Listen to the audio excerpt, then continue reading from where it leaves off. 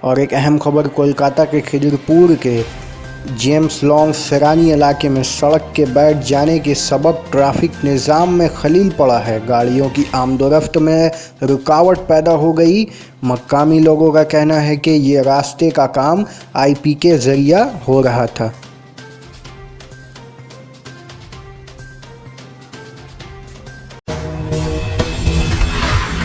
কালকে রাতে আমরা লক্ষ্য করেছি, দীর্ঘদিন ধরেই আমাদের এখানকার ধস নামছে, একটার পর একটা প্লেট দিয়ে যাচ্ছে। আমরা এখানে যখনই বাইকওয়ালা বিভিন্নভাবে মহিলাদের নিয়ে পড়ে যায়, তাদের আমরা প্রাথমিক চিকিৎসা শুশ্রূষা করি, এমনকি হসপিটালে পর্যন্ত আমরা নিয়ে গেছি। এখান থেকে কোনো পরিষেবা এখানে দীর্ঘদিন ধরে এখানে ধস নেমে যাচ্ছে।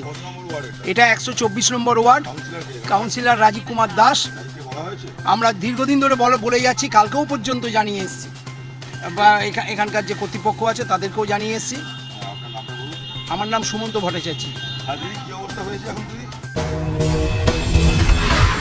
এটা গত 8 মাস ধরে যে রাস্তাটা এরকমভাবেই পড়ে আছে। কালকে হঠাৎ বৃষ্টি হওয়ার পরে ওই লোহার পাত্তা তুললে ওটা ওখানে আরও বড় গাড্ডা আছে, পাত্তাকে ওরকমভাবে রেখে দিয়েছে।